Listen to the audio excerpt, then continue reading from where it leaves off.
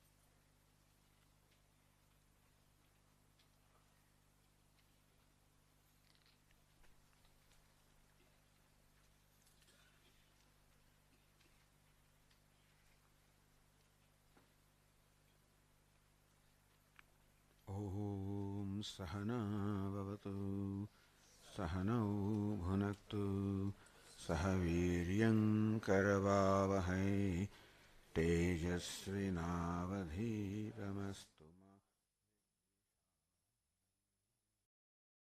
Om Shanti Shanti Shanti. Om Purnamadah Purnamidam Purnat Purnamudachyate Purnasya Purnamadaya Purnamevavasishyate. Om Shanti Shanti Shanti. Om Apyayantu Mamangani Vak Pranaschakshushrotramatho Balamindriyani cha sarvani Sarvam Brahma Upanishadam Maham Brahma Nirakuryam Mama Brahma Nirakarod Anirakaranamastva Nirakaranam me astu. Tadatmani nirate yaupanishatstu dharmaste mai santu te mai santu. Om Shanti Shanti Shanti. Shruti Smriti Purananam Alayam Karunalayam Namami Bhagavat Padam Shankaram Loka Shankaram Shankaram Shankaracharyam Keshavam Badarayanam सूत्रभाष्यकृतौ वन्दे भगवन्तौ पुनः पुनः ईश्वरो गुरुरात्मेति मूर्तिभेदविभागिने व्योमवद्व्याप्तदेहाय दक्षिणामूर्तये नमः।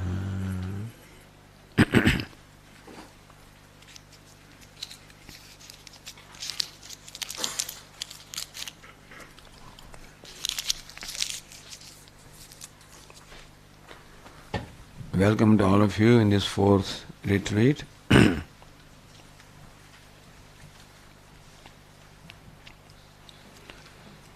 The topic for this week is the ChandogyaUpanishad, the 8th chapter of the ChandogyaUpanishad.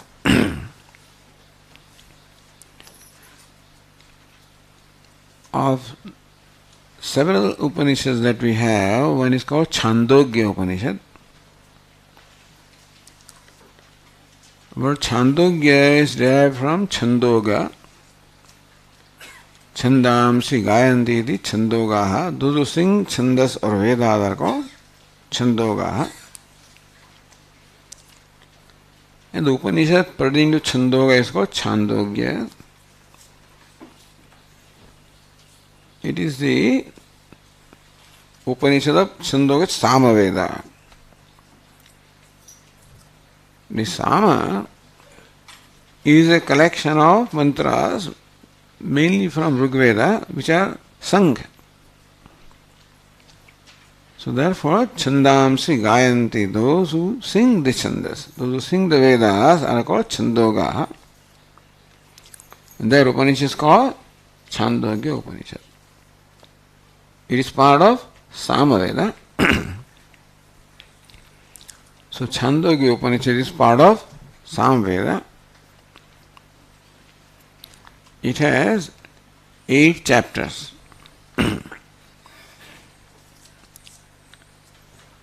The first 5 chapters of the Upanishad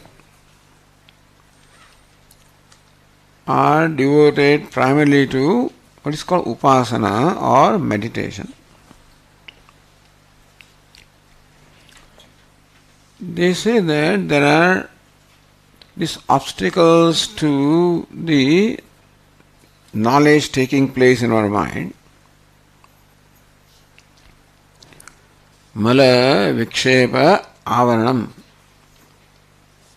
Mala means impurity. Vikshepa means distraction or restlessness. Avaram means ignorance. So ignorance is, of course, the primary obstacle to knowledge. But for the ignorance to go, it is necessary that our mind should enjoy a certain disposition, should enjoy the freedom from mala impurity and vikshepa restlessness. And therefore, we have these 2 main sections in the Vedas called the Karma Kanda and the Jnana Kanda. Karma Kanda primarily describes the karma or the duties. So whenever actions are performed in the spirit of these daily duties,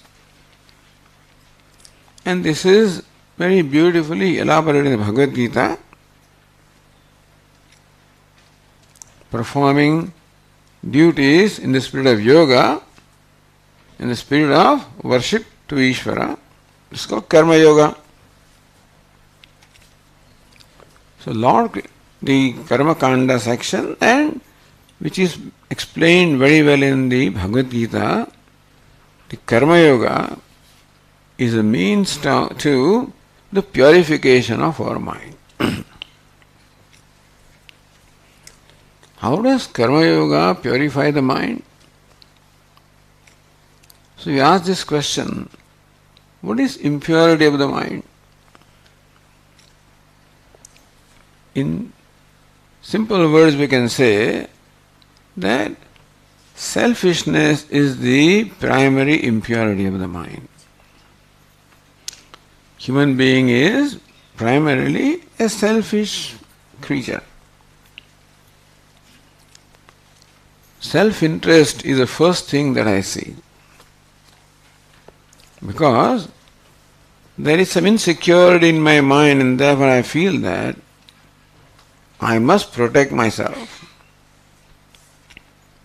I must take care of myself.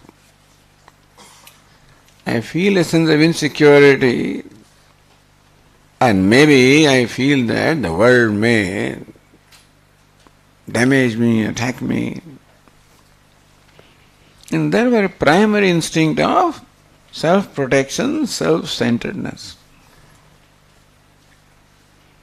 Therefore, the actions that are usually performed by human beings are motivated by the idea of doing something, what is in it for me, doing something for myself. Self-gratification. That's usually how people perform the actions, for gratification of the self. And when we are successful in fulfilling a desire, we call it success. So usually success is understood by the human being as the fulfillment of one's desire. More a person is able to fulfill the desires, more achievements he has, more worldly achievements a person has, more successful a person is considered to be. So this is the idea of success that drives a human being to do what he or she does. Not realizing that when we think that happiness comes by fulfilling desires, it is just the other way around, that fulfilling desires does not create happiness. In fact, it is the ground for unhappiness. And therefore, the way of happiness is not fulfilling desires, it is becoming free from desires. That is what the Bhagavad Gita wants to teach. And that's why Lord Krishna prescribes in the Bhagavad Gita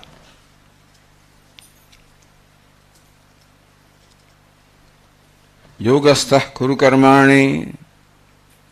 You perform your actions as abiding the yoga. And what is yoga? Lord Krishna draws our attention in Bhagavad Gita to the prevailing order in the universe and shows how there is a spirit of paropakara, of self-offering prevalent everywhere in the universe. How every element of the universe offers itself for the functioning, the harmonious function of the universe. And then Lord Krishna says that we, as part of the universe, should also function in the spirit of self-offering. So this spirit of self-offering slowly releases me from my normal tendency of self-gratification. Vedanta points out that self-gratification is not the means of happiness. It doesn't make me happy ultimately. Self-gratification keeps on multiplying the desire for self-gratification. And therefore, the way to become happy is by this spirit of self-offering. That is called Karma Yoga. So that is what the Karma Kanda section of the Veda and the Karma Yoga section of the Bhagavad Gita teaches. For making the mind free from malam or impurities. These impurities are, either we can call it the self-centeredness, or we can call them raga and dvesha, attachment and aversion. All of us are familiar with all this.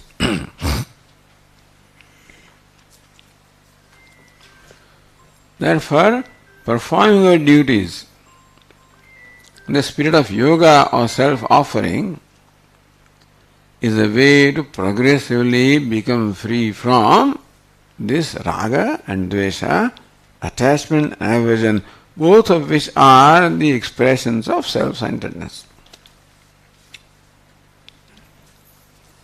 So that's the first step in the preparation for the knowledge.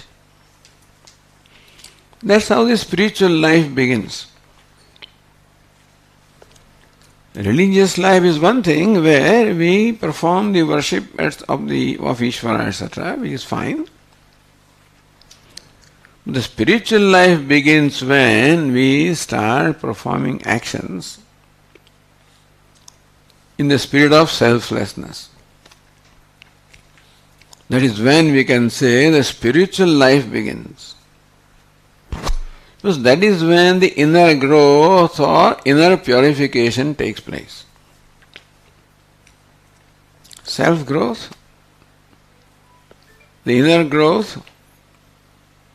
What is self-growth? When I grow in my large-heartedness, I grow in my kindness and compassion,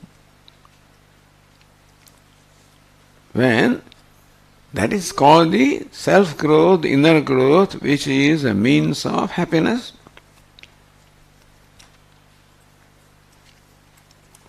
So that is the first step in the spiritual life of a person. Thus Karma Yoga is the first step. Second step is called Upasana, for becoming free from the distractions or the restlessness of the mind. Upasana means meditation. Meditation means mental worship.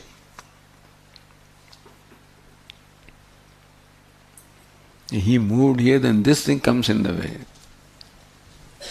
Can you see me now?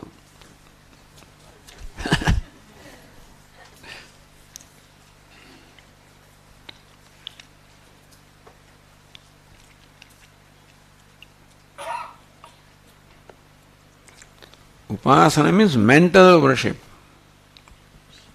Worshipping Ishvara with devotion, faith and devotion, Shraddha and Bhakti. Ishvara is Saguna Brahma, Brahman, upon which the attributes are superimposed. That is called the Saguna Brahman with attributes.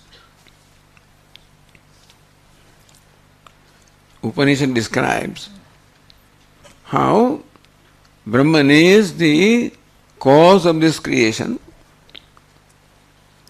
Yato va imani bhutani jayante, that from which these beings have come into, the universe has come into being, by which it is sustained and to which it goes back. There is Brahman, the cause, the material cause of this creation,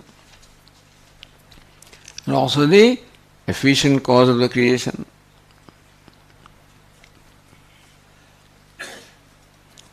So Brahman is the cause of creation.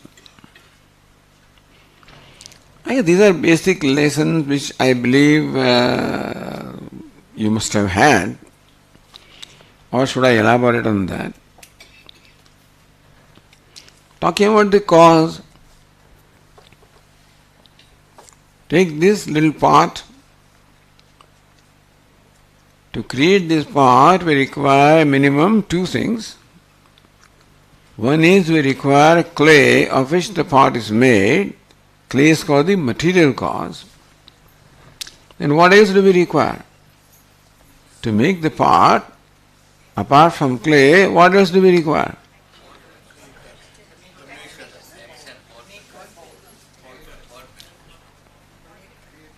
You require the pot maker, isn't it? So, maker and material, two causes are there to create anything. For creating pot, there is the material, the clay, and maker, the pot maker. Maker is called the intelligent cause, efficient cause. Material is called the material cause. Thus we have two causes, the maker and material, the efficient cause and the material cause to create anything. Therefore, we imagine that for creating the universe also we imagine that there should be two causes.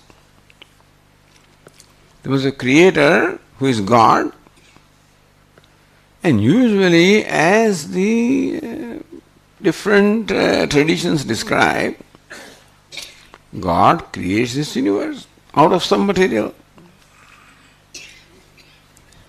So usually the maker and material are found to be different in our day-to-day life.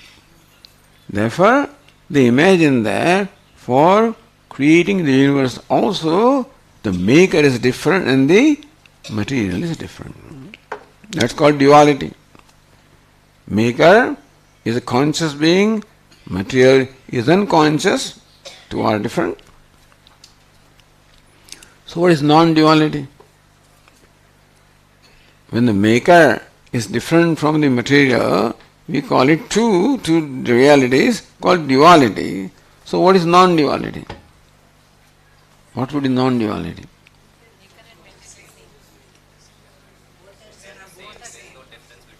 Maker and material must be one, then only there can be non-duality. So Lord Krishna says in Bhagavad Gita, Mattah parataram nanyat kinchidasti dhananjaya. In the Bhagavad Gita, Lord Krishna says, Hey Dhananjaya, hey Arjuna, Mattah parataram nanyat kinchidasti. There is nothing other than me, no cause other than me. Meaning that I am both the efficient cause as well as the material cause. I am the maker as well as material. It's a simple statement but difficult to understand. Because material is unconscious and maker is conscious. How can one entity be both unconscious and conscious? Can it be?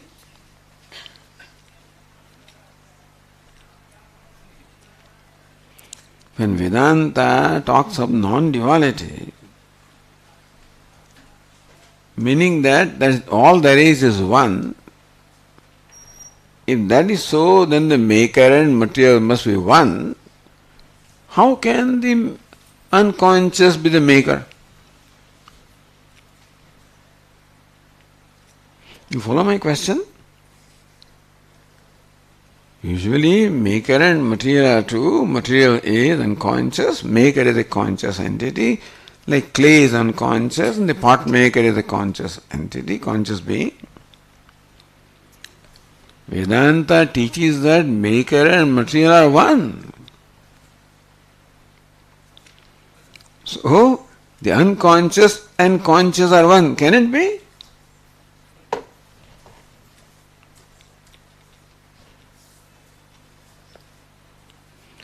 How can the maker be the material? It is a difficult question, I don't expect an answer, but still,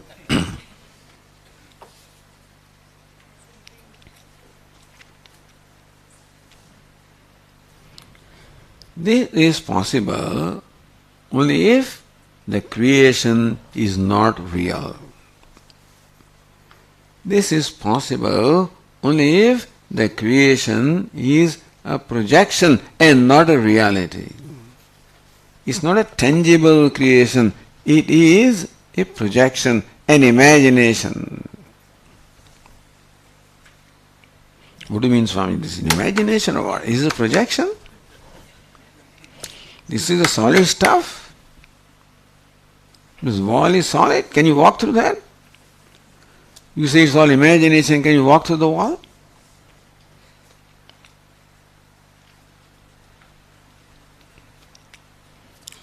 But imagine that this dialogue is taking place in dream. Imagine that I am dreaming, which I do often. In dream also I conduct a class like that, and you are all sitting in front of me.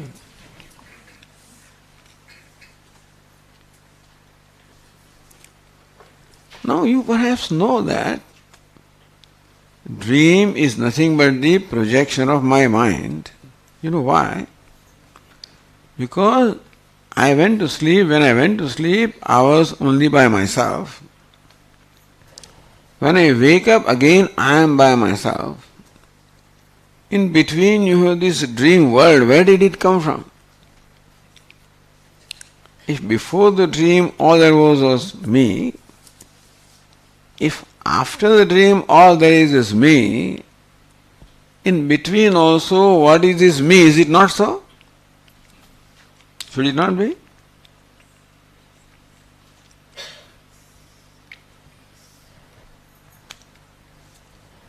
If I am dreaming like this, suppose it's dream, the dream attendants of the camp, did they have to buy tickets and travel and stuff like that? Did they have to create a hall? Or I just think of it and all takes place. Meaning that dream is a projection of my mind. Therefore, when we wake up, suppose I am dreaming like this, talking to you, and I wake up, what happens to all of you people? I was talking to you in the dream, I woke up. So what happened to the audience? They are not still waiting for me?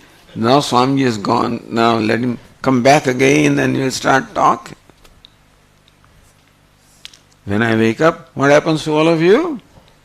You also wake up. Why? Because you were projected by me, sustained by me, dissolved by me. You follow?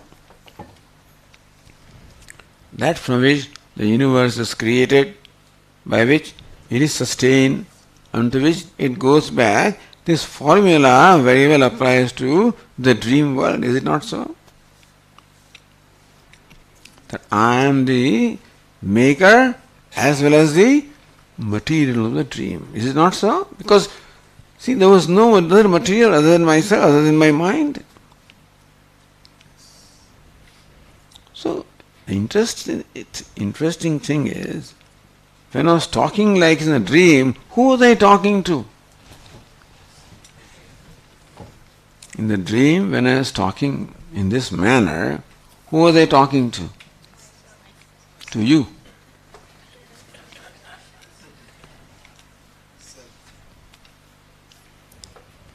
I was talking, that sounds funny, no? I was talking to myself. I was interacting with myself.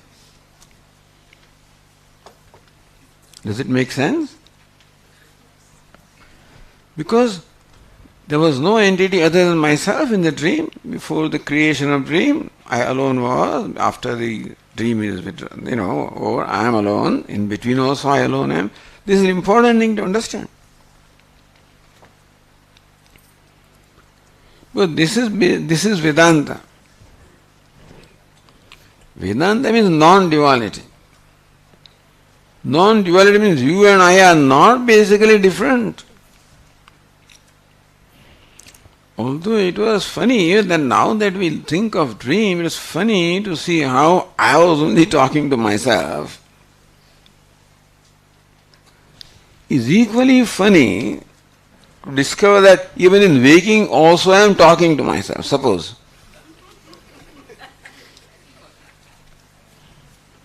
Is it possible?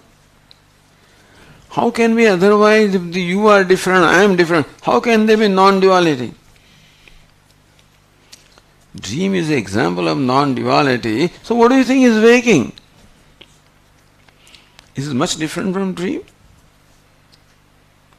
See, in dream also there was a speaker and there were listeners, is it not so? And communication was taking. So in the waking also, a speaker is there, listeners are there, communication is there. What's the difference? What is the fundamental difference between the waking and dream? Please tell me. Difficult to accept? Dream is a dream. God's dream and my dream and your dream. But then, in dream there was this setup of the subject and object. The waking also, no. Listen to this. The dream, at least we accept that it was a projection. Because it was completely withdrawn, it was completely negated. So in Vedanta, they would say that dream is mithya. He's laughing, but he's not so. Dream is mithya. Otherwise, I won a lottery in the dream last night. 1 crore rupees. When I woke up, there was not a penny in my pocket. If dream was real, then I would have been a very wealthy person. I could have been in prison also by the same token.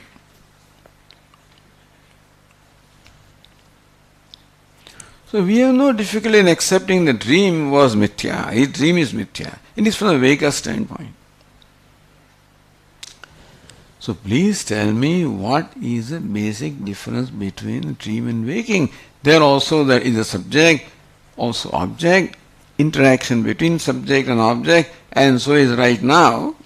Difficult to accept, that means a different matter. Can't be, Swamiji, you can't say that. The Indians become emotional about this.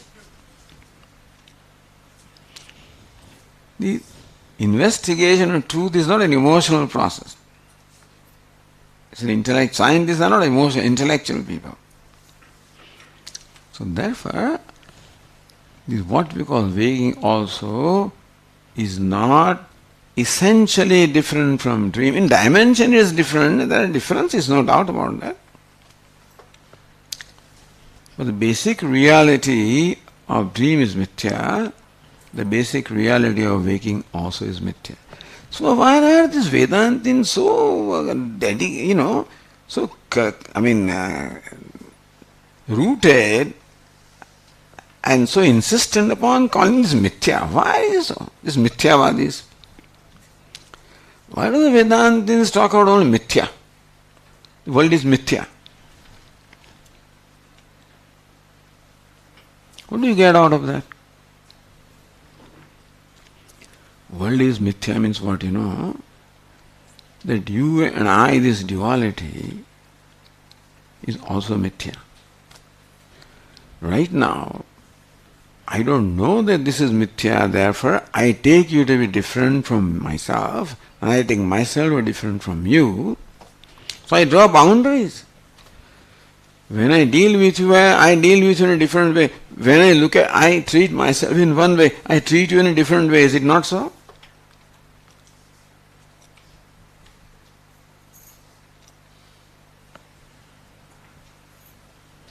I take all the care about myself. I don't care about you. As long as it is convenient, I can do. Otherwise, is it not that my attitude towards you is quite different from my attitude towards myself?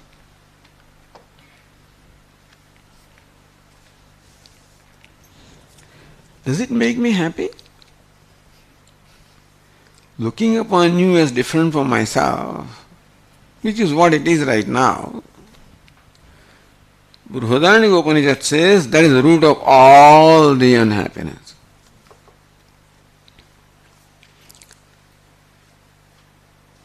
Brahmavatam paradat ye brahma atmanyatra veda. Says one who looks upon the people as different from himself. When I look upon you as different from myself, meaning that I do not respect you as much as I respect you as different from myself, meaning that I do not respect you as much as I respect in my perception.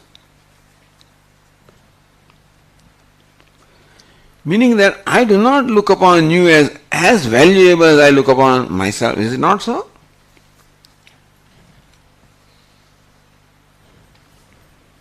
Which means that I devalue you, I downgrade you in my mind. So this is what the duality does.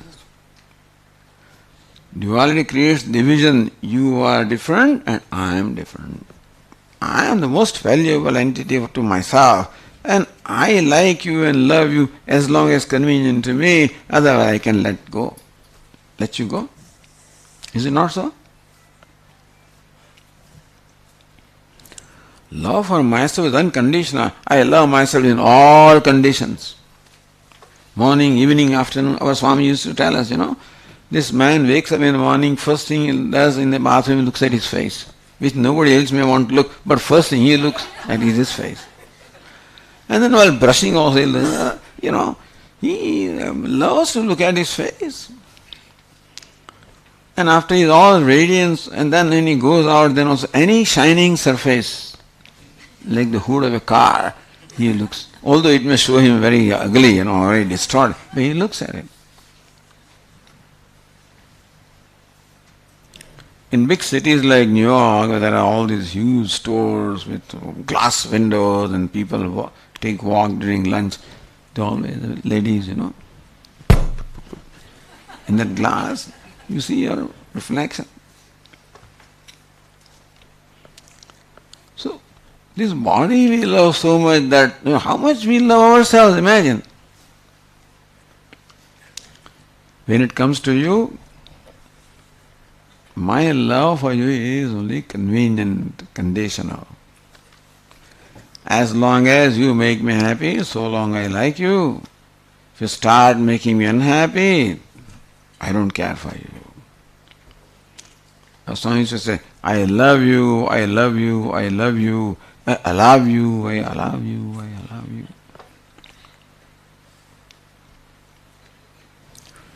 What I am saying is this duality is called division. It's not an ordinary thing. It creates all these problems between you and me. This is the basis for all the problems. The division that you are different and I am different. That is the cause of all the conflicts.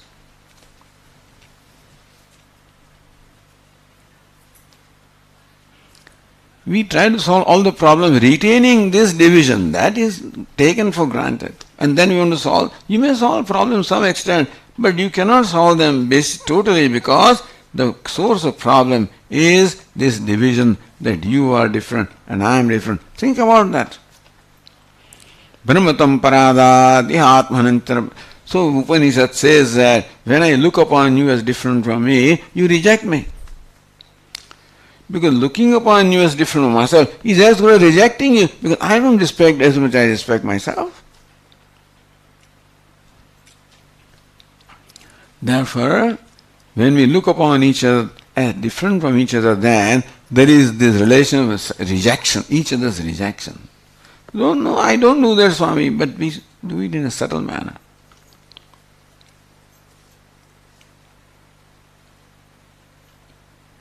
A time will come when I say this is you and this is me. So this is called Dvaitam. This is called duality. Dvaita does not mean two. Dvaita means division. Called mutual division.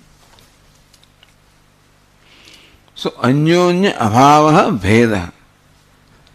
Mutual exclusion is called Veda, or so when Vedanta says duality, it doesn't mean two, mutual exclusion. Understand this? That is, I exclude you, and in turn, I get excluded by you.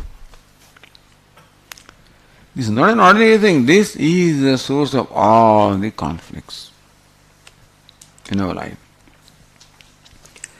We may not have thought about it. We may think that not having money is one thing, and this person doesn't like me, and that one doesn't treat me. So, but all of the results from you are different, and I am different. When do I not treat you respectfully? I never treat myself disrespectfully. I always respect myself. When I treat you disrespectfully means I look upon you as different from myself. Is it not so?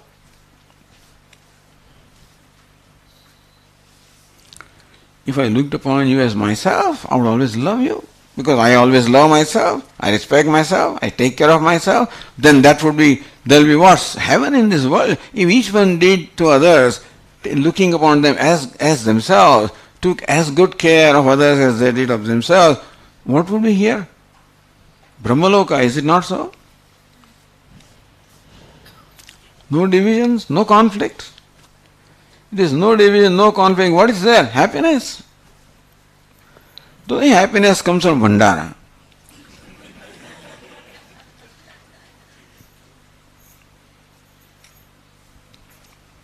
And nothing against Bhandara. What I am saying is that happiness does not come from something other than myself. Happiness has to come when there is this state of mind wherein there is the mutual inclusion, not exclusion. So understand what is meant by non-duality. It means including others. Ultimately, non-duality means including the whole universe. And that's a big thing, that's a tall order. But this is the ideal that Vedanta presents before us. And that is why Lord Krishna teaches, what is Karma Yoga? Karma Yoga is performing a duty including others. When I only look at my interests, I am not including others. Hey, include others. Spirit of offering means include others. An offering can be how big? You can offer yourself the whole universe, include the whole universe. That is the ultimate dimension. So Karma Yoga teaches the spirit of inclusiveness. Non-duality means total inclusiveness, understand? In practical terms, what non-duality would mean is this. Is that when I say you are I and I am you means I include you. Whether you include me or not. So he doesn't include me, doesn't matter. It is my pleasure to include you. Even if you are not included, yes. Adveshta Sarvabhutanam, Lord Krishna says he doesn't hate anybody. Even those who hate him, he doesn't hate them.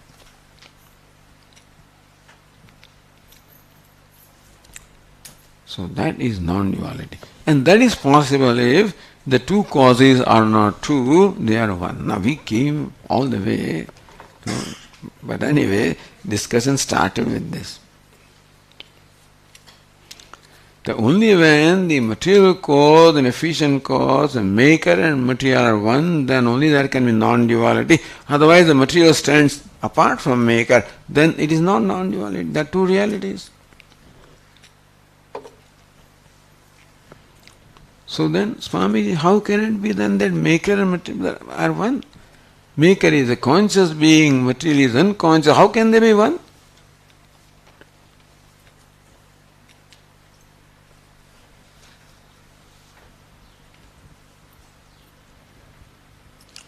Only if what is created is not real. The real part, you will require maker and material too. For imaginary part, I am the maker and I am the material because it's imagination, my imagination. That's why in dream I don't require any material. I am the maker and the material. Vedanta says that even the waking world is not essentially different. Meaning that this conscious and unconscious can be one if both are projections, not otherwise. Meaning that for non-duality to be so, the universe must be a projection. Projection is called mithya.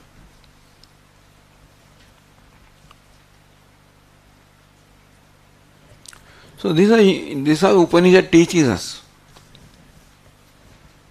The main theme of the Upanishad is to teach us non-duality, to teach us the inherent oneness that exists in spite of all this diversity, all these differences, even all the dissimilarities, unsimilarities, disparities.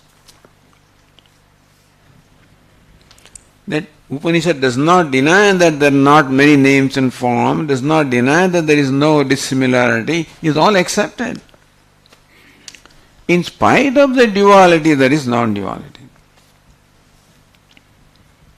As Bhagavad Gita says, Vidya vinaya sampanne brahmane gavihastini shunichaiva svapakecha panditaha samadarshinaha.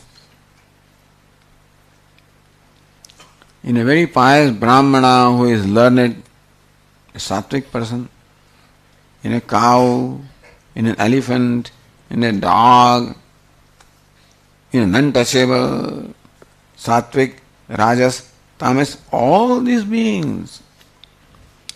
Panditaha samadarshinaha, the wise see the same truth everywhere. How can it be, Swamiji?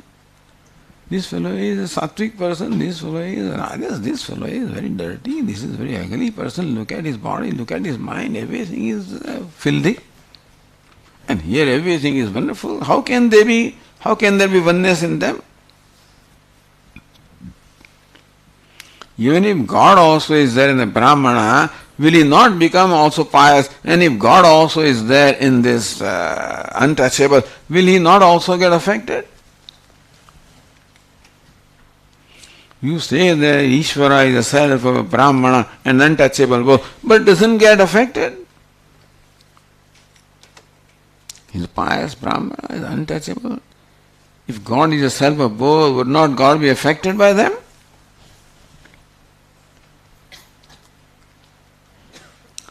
So this happened, this is a story described in Vedanta, I'm sure most of you know that. It is said that once upon a time, in the city of Banaras, in the olden days, in times of Shankaracharya, it was routine to take the dip in the Ganges, fill the Ganges water in his kamandalu, water pot, walk to the temple of Lord Shiva. Those days, very narrow lanes. Now they made a very broad thing, but narrow lanes. This was a routine. So one morning, early, it dawned. So still it is, sun is not risen, it's not clear. And Acharya, after taking a dip in the Ganges along with his disciples, going from the river to the temple. And all of a sudden he found that a huge person is occupying the whole street, because streets are very narrow. And he was a sweeper. And therefore the Acharya says, Gacha, gacha, move away, move away. This was a habitual error, move away, because he had just taken bath in the Ganges, and this is untouchable. He's a sweeper. If he touches them, then he'll have to take bath again. And that sweeper confronted him. Yes, you are a pious Brahmana, you are most respectful and learned. I will certainly follow your instruction. I'll certainly move away. Move away, move away. Yes, I'll move away. Just seeking one clarification. Please tell me what do you want to move away from what?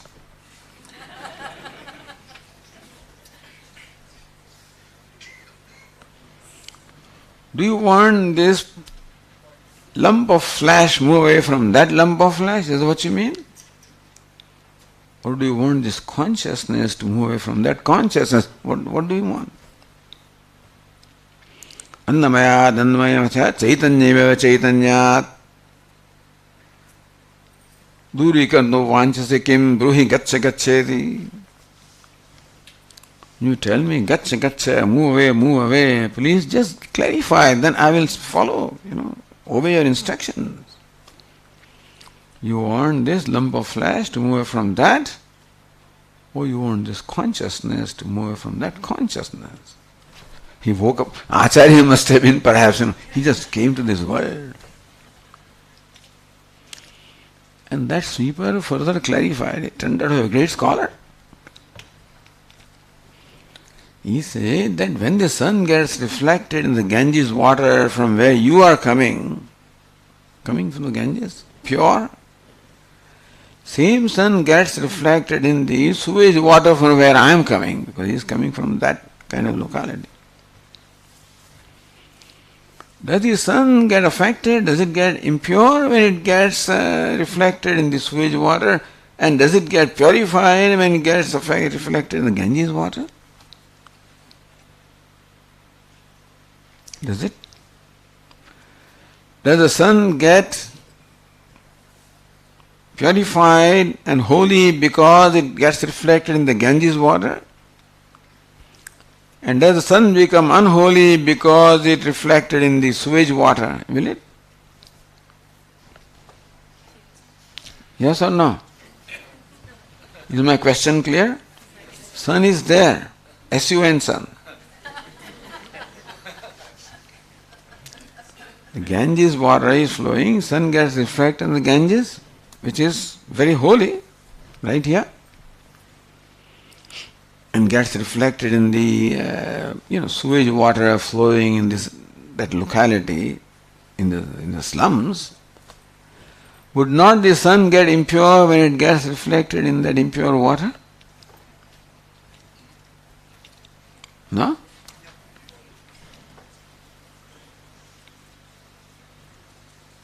So this is what is described in Sanskrit.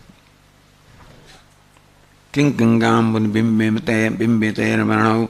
So when the sun becomes reflected in the Ganga, or another example he gives, that the space which is in the clay part, the space which is in the golden part, the space becomes more precious because it is in golden part, becomes less precious because it is in a clay part. Then, sir, where did you get the idea that I am different from you, that I am untouchable and you are a Brahmana? Where did you get this duality? Chandala, this Chandala and this is Dvija. Where did you get that? Bheda Buddhi? Acharya just woke up, He may be in his own Brahma, Loka, I guess, in his own Ham Brahmasmi. He came down to this world. But look at his humility. He fell at the feet of this sweeper. He says, one who has this knowledge is my guru, whoever it is. Chandalostu satudvijostu gururityesha manisha mama. One who has this knowledge, whether he is a Chandala, untouchable, or a Brahmana, he is my guru. Who says? The Guru of all the Gurus says that.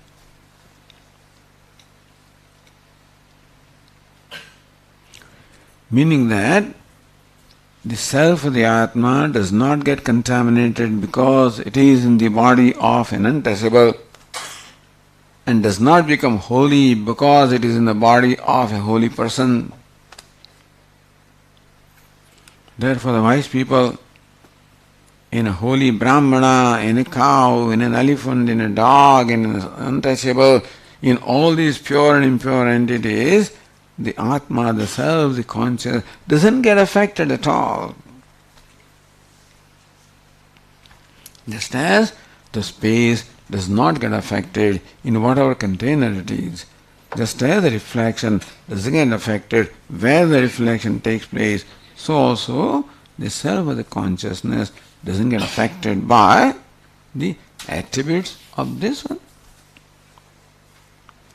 So what is in you is what is in me.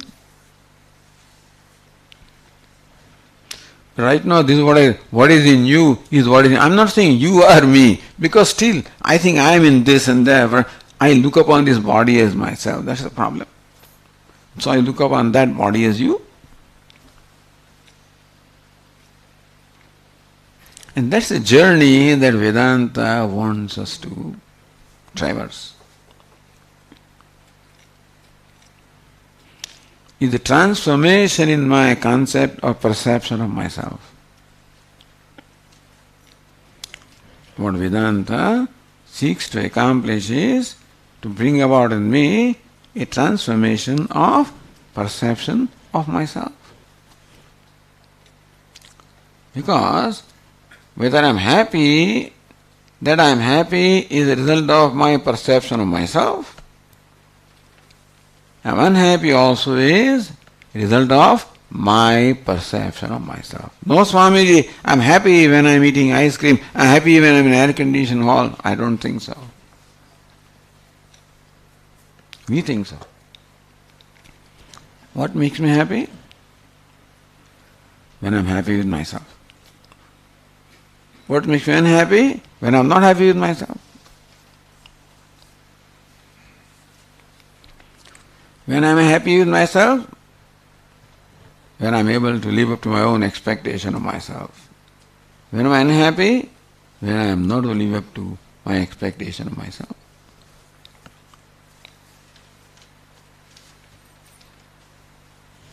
Suppose I find that I always fulfill my expectation of myself, suppose. Then I'm always happy, is it not so? So that's the way. How Vedanta wants us to become is not by giving us wealth and stuff like that. Because happiness also does not come from unhappiness also doesn't come from there. Happiness is the result of my perception of myself. Unhappiness also result of my perception of myself. Change that perception. Say, I am Brahman, that's the end of it. Thank you, Swamiji, I am Brahman. By saying that it doesn't happen.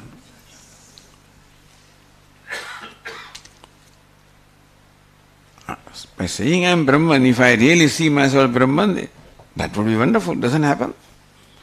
Therefore, that saying must also happen. That's why we require that mind, What they call the purity of mind, the single pointedness of the mind. Such that these words will create their meaning. Basically, when does communication take place? When the words used by a speaker create a meaning in the mind of the listener. And the word should create the same meaning in which the speaker intended them. So Upanishad says, you are Brahman. I listen, I am Brahman.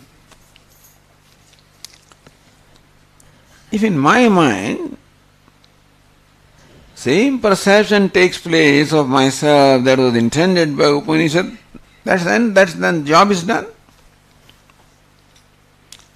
But even when I listen and they say, you are Brahman, they are so kind and so generous to say, hey, you are Brahman. Am I? Yes. I can't believe that. I cannot give that much credit to myself that I am Brahman. No. You can be, but I cannot be. Therefore, we require a certain frame of mind when there is self-acceptance, self-respect. That is called Antahkarana Shuddhi, purity of mind. That is called purity of mind when I am happy with myself. Simple. Swami, how do I know that I am progressing in my self-purification? More happy you are with yourself, purer the mind is. There's one entity which I'm most unhappy, that's myself, unfortunately.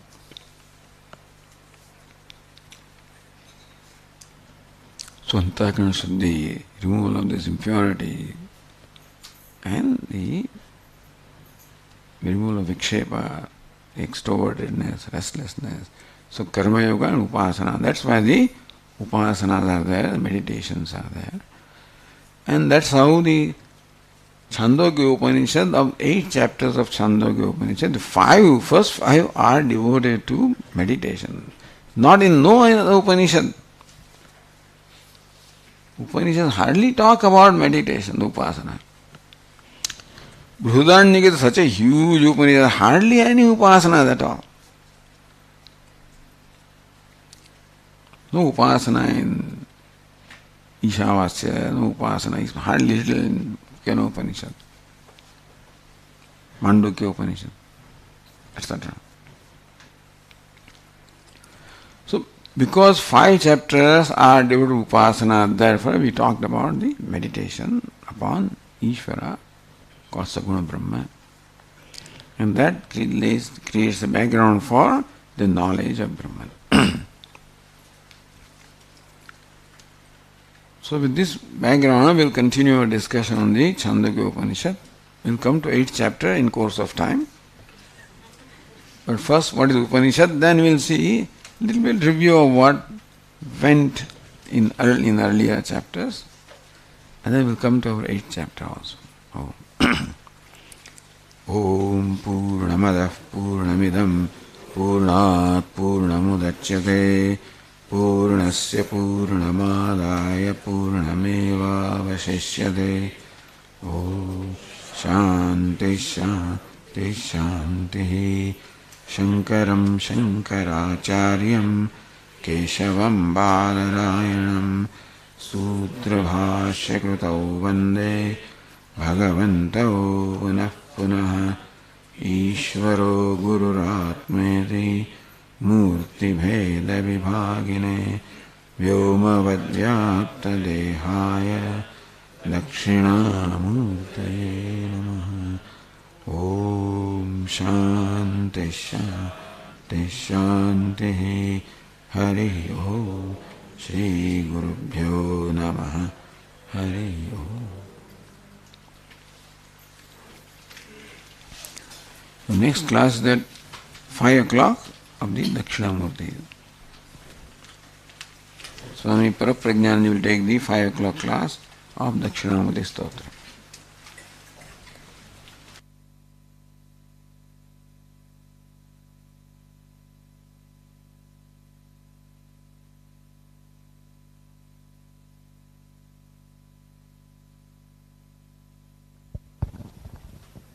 Hari Om.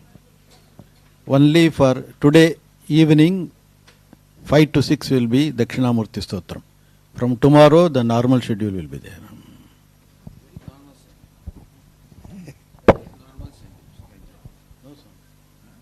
Evening Swamiji's class. Oh, that way. Okay. 5 to 6 will.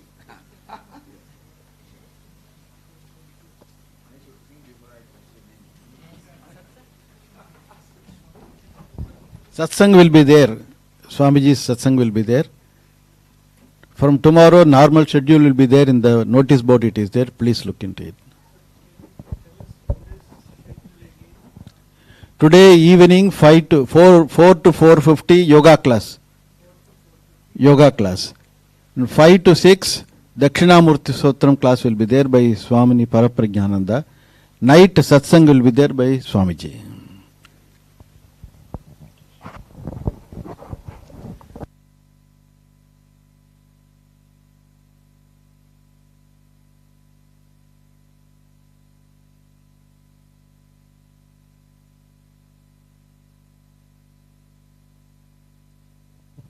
Hari Om.